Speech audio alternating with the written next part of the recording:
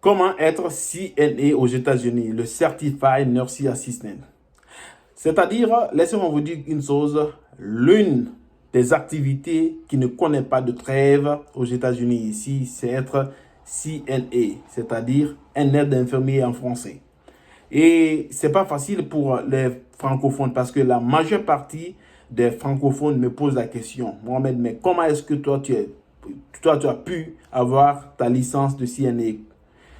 Premièrement, je m'en vais donner ce conseil à tous les francophones qui n'ont pas eu la chance d'apprendre l'anglais à la maison et puis qui se sont retrouvés ici. Essayez de vous focaliser beaucoup sur l'anglais. Essayez d'étudier l'anglais parce que être CNA, c'est une opportunité, c'est une grande opportunité.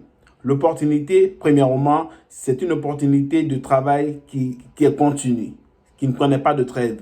Parce que la majeure partie des activités aux États-Unis connaissent des trêves quand il y a changement de saison. Mais si vous êtes CNA, vous ne connaîtrez pas de changement, vous ne connaissez pas de trêve. Vous ne connaîtrez pas de trêve en cas de changement de climat. Qu'il fasse chaud ou bien qu'il fasse froid, vous allez toujours travailler. Et puis les nursing homes, les nursing homes ou bien les facilités auront toujours besoin de vous. Vous ne connaîtrez pas de trêve et puis vous pouvez avoir facilement des temps supplémentaires, chose qui va vous procurer beaucoup d'argent.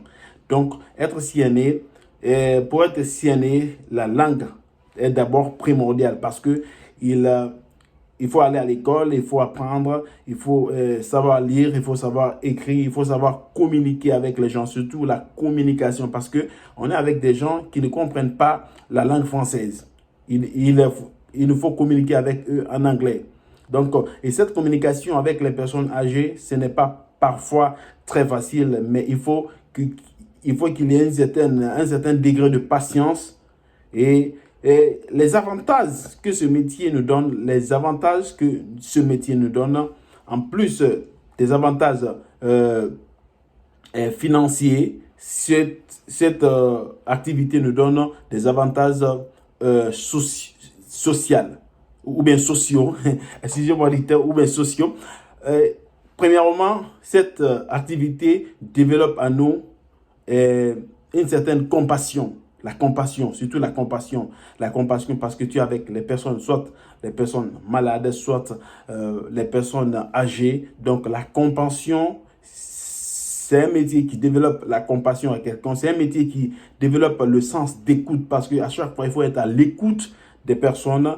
Et franchement, c'est un métier qui ne somme pas. Ça ne somme pas. Et si vous ne voulez pas connaître de trêve ici aux États-Unis, essayez de passer votre Certified Nursing Assistant.